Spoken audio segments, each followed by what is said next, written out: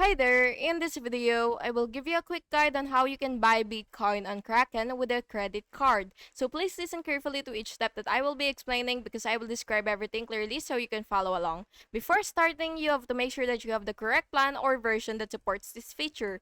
So yeah, first you will open your Kraken app and log in. Then you will have to tap trade on the bottom menu and then buy. Then you will choose Bitcoin as the crypto that you would want to purchase. Tap payment method and select credit card. If you haven't added one yet, you will tap add credit card and then you will enter card number, expiry, CVV and card holder name. Then you will click save. And then you will enter the amount of BTC or fiat currency that you would want to spend.